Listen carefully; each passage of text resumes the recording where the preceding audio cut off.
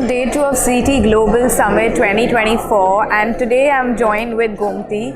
Now I know her obviously from a very long time, but I wanted to ask her something about wellness and mental health. Sure. Personally, I'm a very big preacher of mental health and wellness, but for me, it's different. I work in a very different way. How do people in wellness approach or talk to, like a lot of people do not want to go to coach. A lot of people do not want to accept that there's something wrong with them. There's a constant validation required. What do you suggest for people like that who's very introvert, who doesn't have the capability to go to a wellness coach? What are your suggestions for them, and how they should come up with something which will give them more validation from a perspective outside? Sure. It was good to see you again, Ritavi. It's really very nice, and I'm glad to be here on the CTW, the second day. So for me, mental health, if you notice, there is a stigma around it. People are trying to overcome that, and that's one of the major reasons why people don't want to go and talk to others, because they don't want to be labeled as something, having a problem, having an issue. Physical issue is always very easy to tell people, but when it's mental, even though it's a part of you, people still find it difficult to go around talking about it. So I say, can we have simple practices in our everyday life which can constantly help us physically, emotionally, mentally, so that we don't reach a stage where we have to go and seek out mental health? Let's assume when we talk about mental health, we shouldn't forget even physical health is important. Tell me how many people whom you know in your circle prioritize just health. You will see a lot of people saying, I'm going on vacation, I'm not going to exercise. As if it was a punishment, they were doing it earlier, and now that they're on vacation, they're not going to do it anymore. They're happy to eat, they're happy to dance, they're happy to do everything they do on a regular basis, except exercise and health. For them, it always feels like a burden. If people start exercising, and when they release, your cortisol level go down, your dopamine increases, you feel good. And when that feeling comes in consistently, people will never look at exercise as a pain in the neck. They'll not look at exercise as, oh my God, I need to do this. Even smaller aspects. I keep telling people, can you spare 5 minutes for yourself, 10 minutes for yourself, 2 minutes for yourself? Whatever you do, start consistently and do it every day. Do you do 2 minutes of breathing? Just inhale.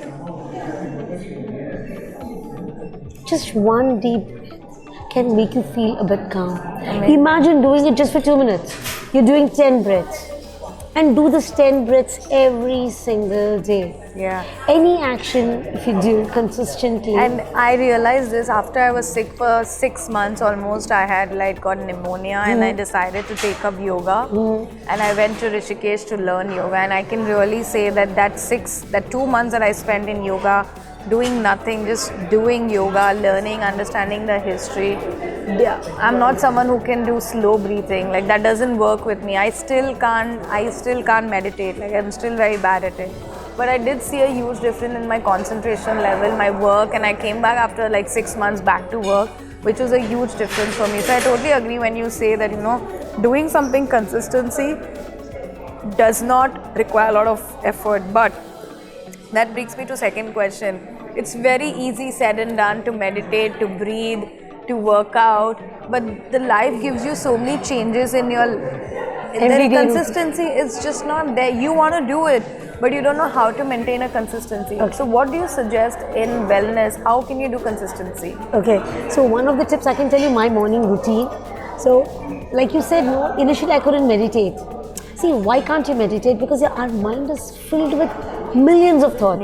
And it's so restless that when you close your eyes, you want to think this, that, and then you can't concentrate. Right? That's the idea. When your mind is so restless, you're unable to achieve something consistently.